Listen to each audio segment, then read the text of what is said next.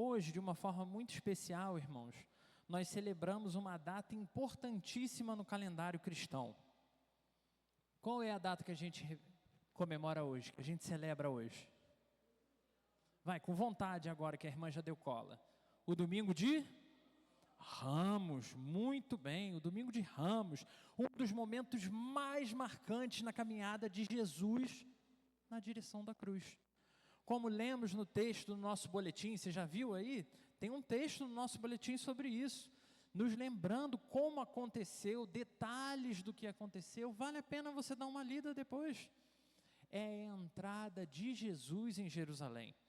Mas, ao contrário de luxo, riquezas, de poderio militar, o nosso rei entra de um jeito diferente.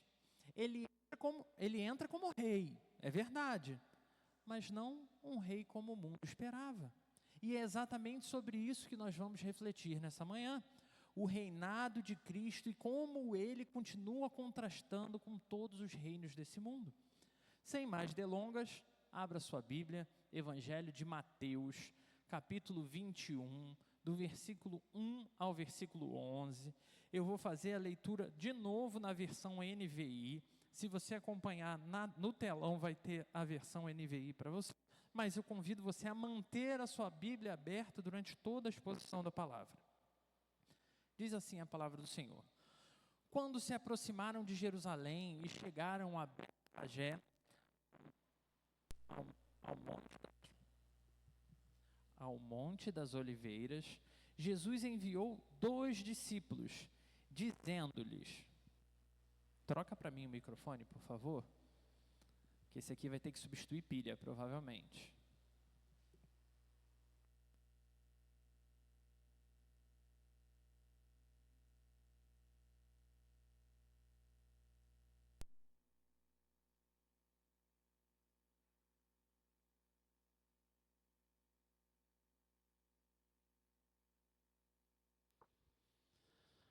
Alô? Aí sim, ó, não está nem chiando mais, graças a Deus, Deus é bom demais.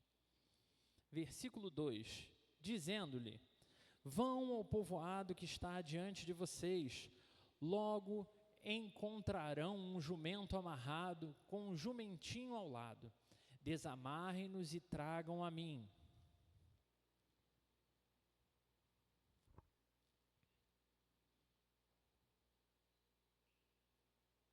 Se alguém lhe perguntar algo, diga-lhe que o Senhor precisa deles e em breve os devolverá.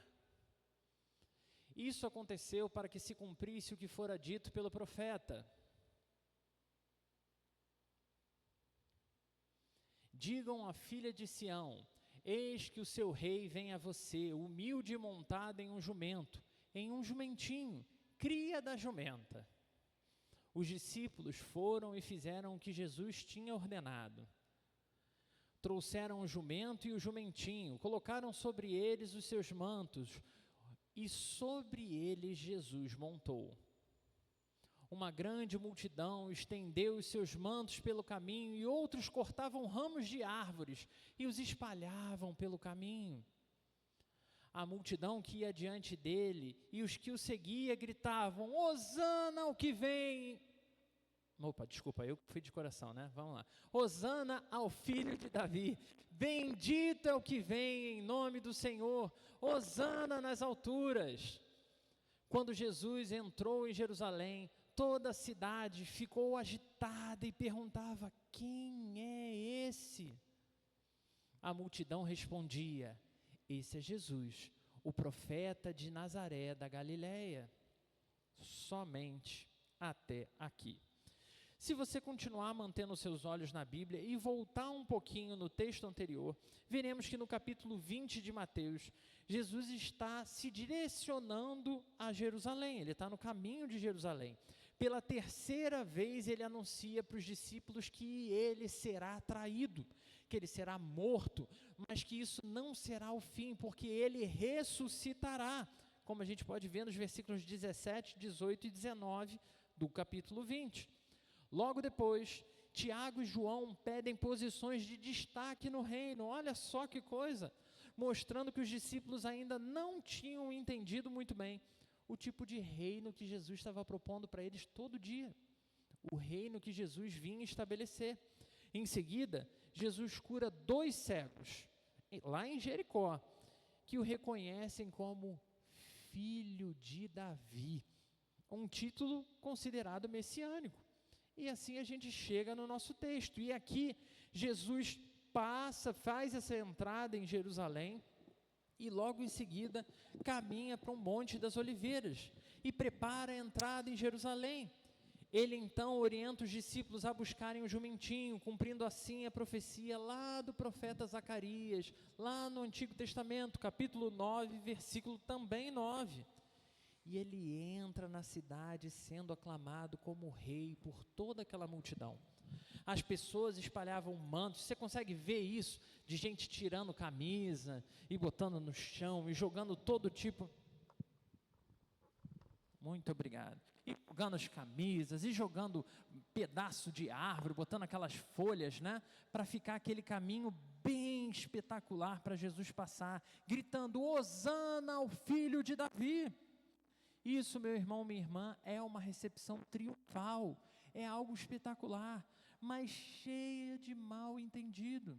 O povo esperava um líder político, alguém que fosse o grande libertador de Israel, mas Jesus vem como um rei humilde, como um rei sofredor. E se continuarmos lendo esse capítulo 21, veremos que logo depois de entrar na cidade, Jesus vai ao templo e purifica o templo, expulsando os que faziam comércio lá dentro. Aquele texto que Jesus puxa a chibata, e outros vão dizer que é o chicote, outros vão dizer que é o cinto. Jesus puxa algum negócio e solta o sarrafo na galera. Isso mostra que o reinado dele começa e continua começando com santidade e correção espiritual, como a gente viu no domingo passado, não com política. Depois disso, ele continua ensinando no templo e sendo confrontado pelos líderes religiosos da época, cercado por compreensões erradas. Essa entrada de Jesus foi devidamente aclamada, embora, infelizmente, não tenha de fato, para a grande maior parte da multidão, entendido o que estava acontecendo ali. E devido à frustração que tiveram com o tipo de Messias que Jesus estava representando, esse mesmo povo que acaba de adorar Jesus, dizendo, Hosana ao que vem em nome do Senhor. Hoje, no domingo de Ramos, em menos de uma semana, vai ser o mesmo grupo que clamará pela sua crucificação. Se Jesus não for o tipo de rei que eu quero, ele não serve para ser o meu rei. Se Jesus não for o tipo de salvador que eu quero, ele não serve para ser o meu salvador. Esse foi o grito escrachado por Jerusalém. Esse continua sendo o grito de muitos homens e muitas mulheres ainda hoje, quando não se conformam à proposta que Jesus traz, e pelo contrário, acham que têm o direito de exigir que Jesus se adapte à vontade deles, que Deus sirva como uma espécie de gênio da lâmpada, atendendo os desejos pessoais. Por isso, meu irmão, minha irmã, te convido a refletir sobre o tema, o mais humilde de todos os reis. Isso mesmo, anota aí para a gente conversar na quarta-feira. O mais humilde de todos os reis. Jesus é o rei mais poderoso de toda a história, mas ele escolheu viver com humildade.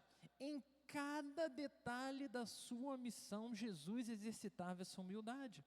Para começar, ele nasce num lugar chique pra caramba, não é?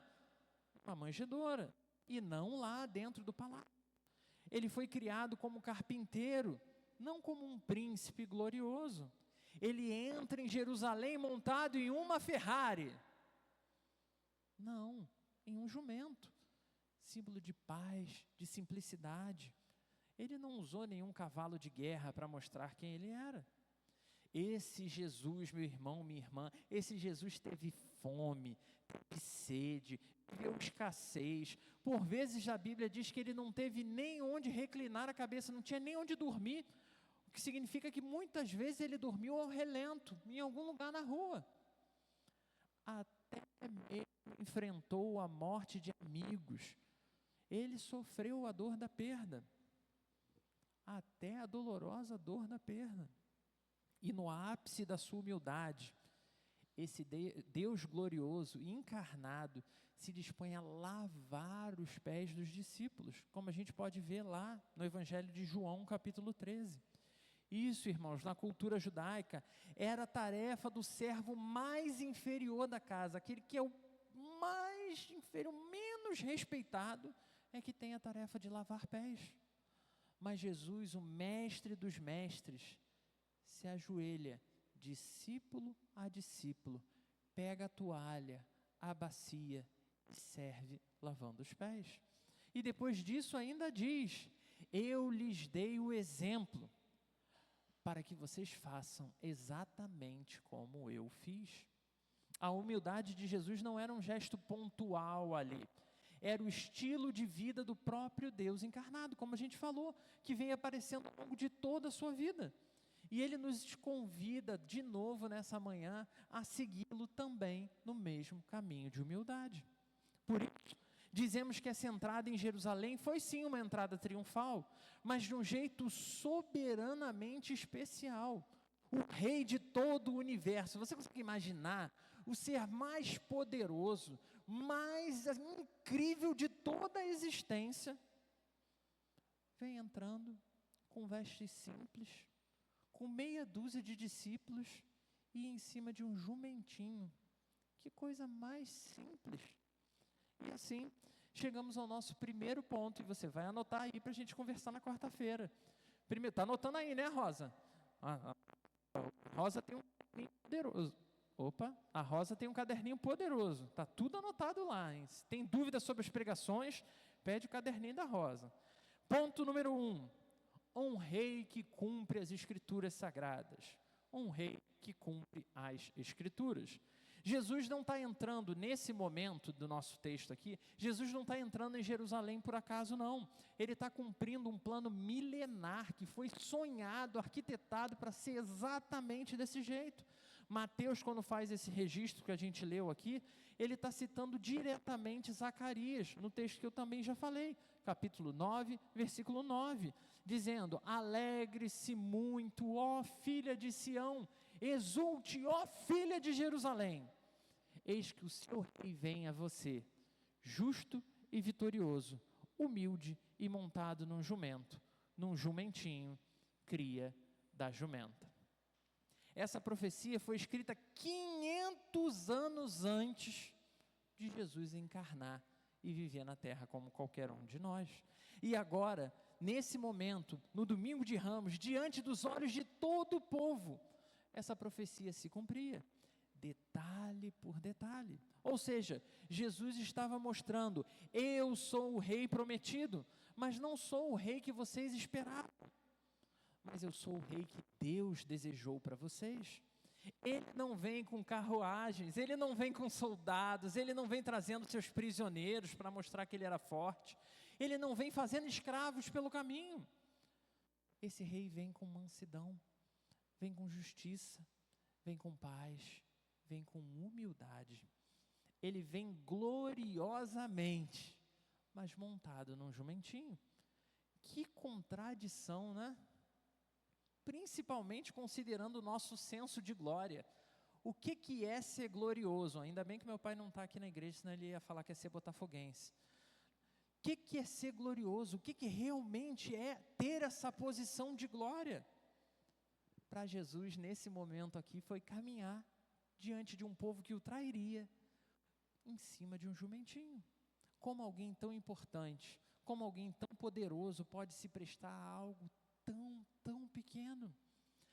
Nesse quesito, de forma particular, quem vai nos ajudar a entender é o apóstolo Paulo, que ele vai dizer o seguinte: pois Deus escolheu o que para o mundo é loucura. Para quê? Ele mesmo fala: para envergonhar os sábios. E escolheu o que para o mundo é fraqueza. Para quê? Para envergonhar o que é forte. Paulo, nesse texto, está exatamente afirmando que Deus age de forma para que ninguém possa se gloriar diante dele. Isso é, ele exalta os humildes, e ele segue derrubando os que confiam na sua própria sabedoria, que confiam na sua própria força. E isso nos leva ao nosso segundo ponto. Segundo ponto, um rei que rejeita a força e escolhe a cruz. Um rei que rejeita a força e escolhe a cruz. Na cultura dessa época, irmãos, reis entravam em cavalos quando eles estavam saindo para ir para a guerra. Mas jumentos eram considerados a montaria de reis em tempo de paz. Conforme a gente consegue ver lá no primeiro livro dos reis de Israel, capítulo 1, versículo 33, quando Salomão marcha também em cima de um jumentinho. Jesus escolhe o jumento como um símbolo claro da mensagem que ele carrega. Ele não está entrando em Jerusalém para guerrear contra Roma.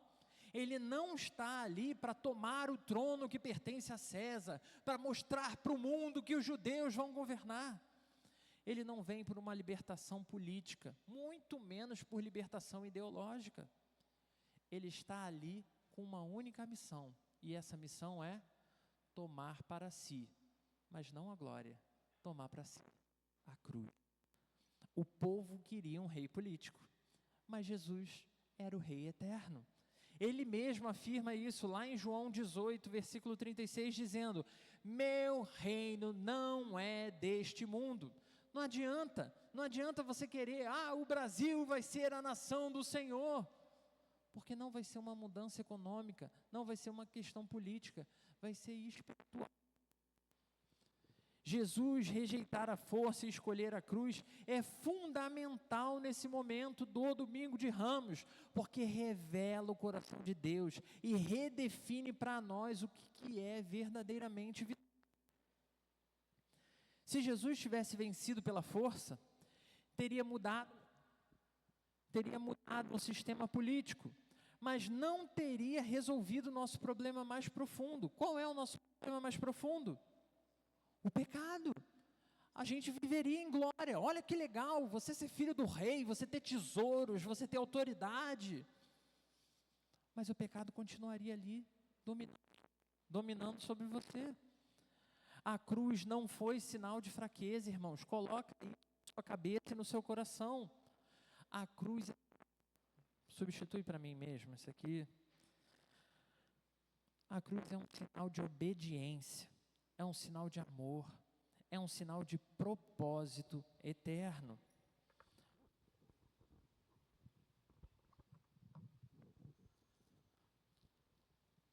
Como registrado lá na carta de Paulo aos Filipenses, capítulo 2, versículo 8, ele se humilhou a si mesmo, sendo obediente até a morte, e morte de cruz.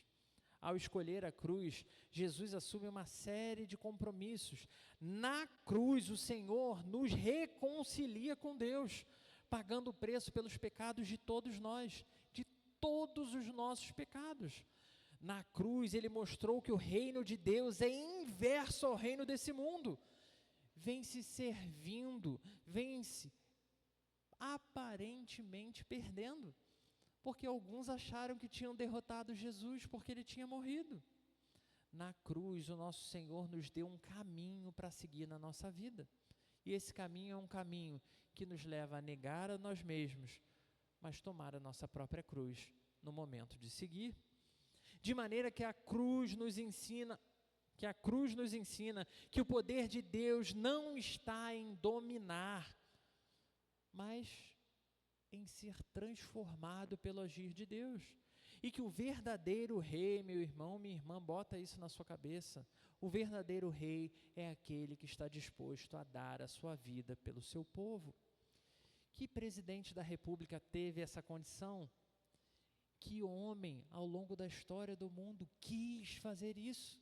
Teve um, e o nome dele é Jesus Cristo.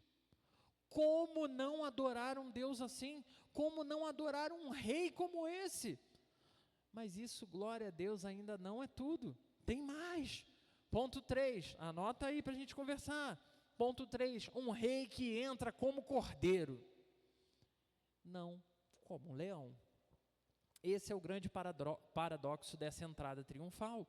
Jesus entra em Jerusalém não para ser coroado, não para ser celebrado como o grande rei glorioso que ele era, mas ele entra em Jerusalém com o objetivo de caminhar para a cruz. A mesma multidão que grita, Hosana hoje, em menos de uma semana vai estar gritando, crucifica-o, crucifica-o, crucifica-o, cheio de ódio no olhar. Eles queriam sim um Messias de glória, mas Jesus viria primeiro como o Cordeiro que tira o pecado do mundo. Ele sabia disso. E mesmo assim, mesmo reconhecendo que todos aqueles que celebravam a entrada dele trocariam de lado, Jesus ainda assim marcha, entrando em Jerusalém. Isso, meu irmão, minha irmã, é realeza gloriosa. Isso é coragem, isso é amor. No domingo de Ramos, Jesus entra em Jerusalém como um cordeiro indo para o matadouro. Manso, humilde, montado em um jumentinho. Ele vem para ser sacrificado e não para ser exaltado naquele momento. Ele vem para derramar o seu próprio sangue, não para tomar o poder dos seus inimigos. Esse é o Jesus de Isaías 53, que diz, foi levado como cordeiro ao matadouro, e como ovelha muda diante dos seus tosquiadores. Mas esse mesmo Jesus, que se entregou como cordeiro, é também o leão da tribo de Judá. Não chores, eis que o leão da tribo de Judá venceu, é o que João registra em Apocalipse. O cordeiro foi sacrificado, o nosso Senhor morreu, mas como glorioso leão da tribo de Judá, ele ressuscita dos mortos. No mesmo capítulo ainda, João olha para ver o leão, e o que ele vê quando ele olha para esse leão? Ele vê um cordeiro que tinha sido morto. Isso é glorioso demais, irmãos. Isso nos ensina algo extremamente profundo. O leão venceu, não rugindo, não atacando, não mordendo todo mundo por aí. Ele venceu sendo um cordeiro fiel e obediente. O poder de Cristo está na cruz, não na espada. Nós não vamos dominar a nossa cidade tomando armas e mostrar para o mundo o poder que Deus tem. A glória do Senhor vem da sua entrega ao Pai. E ao fim dos tempos, a Bíblia ainda nos garante que Ele voltará com olhos de fogo, com coroa de glória, julgando todas as nações, ainda sendo o cordeiro que foi morto, mas que venceu como um leão. Esse contraste nos forma para não buscarmos força humana, mas para cada dia da nossa história nos lembrarmos da necessidade de depender da graça de Deus, para entendermos que mansidão e obediência a Deus são os caminhos de vitória celestiais. Isso nos lembra e nos mostra a urgência de aguardarmos com fé o retorno do Rei glorificado, que já venceu por nós. O cordeiro e o leão entrou em Jerusalém com um objetivo glorioso, e por sua fidelidade e obediência, nós recebemos vida eterna. Reinos humanos se constroem pela força, e continua, não sei se você está acompanhando geopolítica internacional, continua aí a briga do Trump, que é o presidente dos Estados Unidos, e o outro lá, da guerra lá da Rússia com a Ucrânia. O bicho está pegando aí fora, mostrando poderio pela força, mas o nosso rei vem através da conquista pessoal. O reino de Cristo é construído pelo poder, sim, irmãos, mas é o poder da sua palavra, o poder do seu Espírito. Por fim, é ainda importante observar que Jesus entra na cidade santa, e ele não perde tempo. Vai para onde? Ele vai direto para o templo. Todo mundo fez festa, o rei está entrando, olha o rei, olha o rei, olha o rei, e ele entra direto, ele não celebra ali com o pessoal num trio elétrico, eu sou o rei, ele vai direto no templo. Ele purifica o lugar de oração, ele não destrói as fortalezas daquele reino, porque o verdadeiro problema da humanidade, e isso é seríssimo, irmão, isso é seríssimo, que toda hora eu vejo alguém discutindo entre a questão política, se a verdade está na direita ou na esquerda. Entenda de uma vez por todas, o verdadeiro problema da humanidade continua sendo espiritual. Ouviu bem? O verdadeiro problema da humanidade não é político, é espiritual. E o verdadeiro rei veio para curar esse problema, para curar os nossos corações, não só consertar o governo, para a gente viver 4 anos mais ou menos. É por isso que ainda hoje, quando olhamos para tudo que representa o reino de Deus, nós continuamos nos assustando. A gente continua ficando surpreso. Pois o reino de Cristo ainda continua nos escandalizando. Como um rei tão glorioso se contenta com tão pouco? Ele podia ter qualquer pastor para a glória dele, e ele escolheu a mim. Ele podia ter qualquer homem, qualquer mulher servindo a ele do mundo, dos mais bonitos, dos mais ricos, dos melhores, dos mais sábios, e ele escolheu você. A multidão em Mateus 21 pergunta: quem é esse? Quem é esse homem que todo mundo está celebrando? E essa é a pergunta que cada geração diante do Senhor precisa responder. Quem é esse rei? Quem é esse rei aclamado por tantos? Porque é diante da resposta que damos, que demonstramos aos demais se a gente de fato está disposto a seguir esse rei ou não. Se ele é um rei que eu vou ficar com ele enquanto eu estou sendo abençoado, e quando começarem a apertar as coisas, eu vou embora da igreja, porque não era para mim, ele não me abençoou. Porque seguir esse rei, meu irmão, minha irmã, seguir esse rei, é dizer não ao orgulho todo dia. É todos os dias da nossa vida estar disposto a dizer sim à humildade. É muitas vezes se calar, quando você está certo. É dizer não ao poder pelo poder, mas ao mesmo tempo, dizer sim ao serviço, dizer sim ao Senhor, eu estou aqui, envia-me a mim, usa a minha vida. É dizer não ao conforto, e aqui bate pesado na gente, que nós somos uma geração de toda a história do mundo, nós, por conta de tecnologia e avanços gerais, nós somos a sociedade que ama o conforto e idolatra o conforto. Mas o que o Senhor nos chama é abrir mão desse conforto e até dizer não para esse conforto e dizer sim para a cruz. Jesus continua vindo em um jumento, em mansidão, em verdade, em graça, mas esse pacífico rei retornará também, e quando ele voltar, meu irmão, minha irmã, ele não vai vir tranquilinho, igual ele entrou em Jerusalém não, ele voltará em glória, ele voltará em poder, julgando todos os homens, não vai ter para onde correr.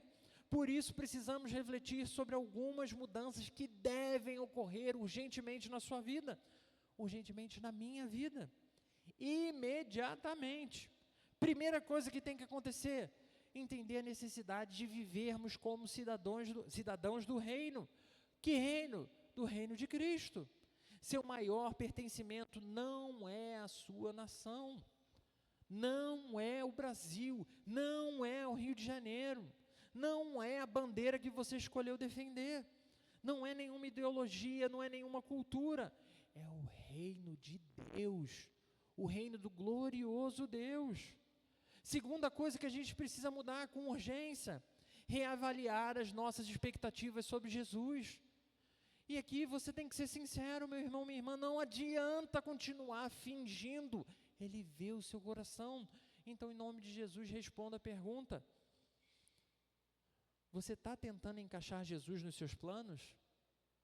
Você está tentando, de fato, moldar o que Jesus tem que fazer para a sua vida dar certo? Ou você está disposto a se submeter ao que Ele quer para você? Está disposto? E se o que Ele quer para você é a cruz? Você está disposto a segui-lo até a cruz? Terceiro ponto, urgentemente, exalte o rei com fidelidade. Não com uma emoção passageira. Eu sei, irmãos, eu sei, eu vivo exatamente como todos aqui presentes. Quando a pregação é boa, a segunda-feira você acorda já, mistério, glória a Deus, que energia, Senhor, que glória, e aí você vai para a tarefa de segunda-feira, o Marcelo até quase caiu ali para o lado, cai para o lado da Vivi ou cai para o lado de fora da cama? Não, para o lado da Vivi, então está certo, A gente até celebra o quanto Deus é bom, a gente vive uma segunda-feira plena, e aí parece que vai passando a semana e a gente vai de novo esfriando, vai esquecendo. Meu irmão, não seja multidão de domingo, não seja esse povo tão caloroso, que abre a boca, que grita, que Jesus é o rei, que Jesus é lindo. Que nem eu assisti um vídeo essa semana, que tem uma música aí que está sendo muito cantada, que parece que são 36 vezes repetido que Jesus é lindo.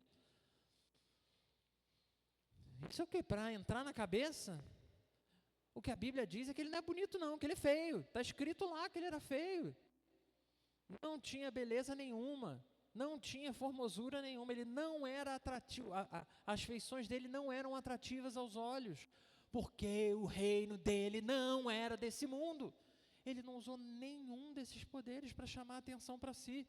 Então não seja essa multidão que adora no domingo, que se enche como filho de Deus, e depois no primeiro aperto, é como se tivesse chegado na sexta-feira, que vai virar para Jesus e vai dizer: crucifica-o, você não serve para ser o meu rei.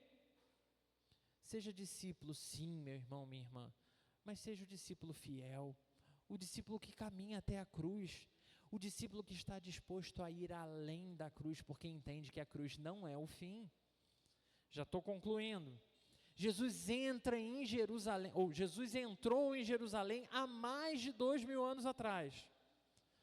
Mas tem algo extraordinário quando a gente olha para isso, porque ele continua entrando hoje em vários lugares, entrando em corações, entrando em casas, entrando em igrejas que passaram a praticar um ritual repetido, mas que se desconectaram do que Jesus representa. A pergunta é: como você recebe Jesus? Ou como você faz essa distinção, se esse Jesus que está vindo é o Jesus do jeito que você quer, ou Jesus do jeito que Deus quer que você olhe? Porque independente de como você olha, ele continua sendo o rei, ele é o cordeiro, ele é o leão, porque a Bíblia diz que ele é o Senhor sobre tudo e sobre todos. E como Senhor, como rei, você pode ter certeza que ele reina, não apenas sobre o mundo, mas sobre toda a eternidade. Hoje esse glorioso rei está aqui nesse lugar, é ele que está conduzindo esse culto. Talvez você continue esperando aí um rei que resolva os seus problemas, porque se Deus é Deus, ele vai dar conta do seu problema. Mas o que Jesus chamou você para viver não é isso. O que Jesus te chamou para viver é um reinado sobre o seu coração. Quando tudo estiver bem, glória a Deus. Quando tudo estiver mal, glória a Deus. Talvez você, de fato, tenha vivido esse relacionamento com Deus e até aclamado ao Senhor em outros momentos. Mas depois, por causa da vida e tudo que você já passou, você acabou se calando. Hoje, esse mesmo Senhor te convida a recomeçar. E Ele olha para você e diz com toda tranquilidade: eu sou manso, eu sou humilde, eu sou justo, eu sou o caminho, a verdade e a vida.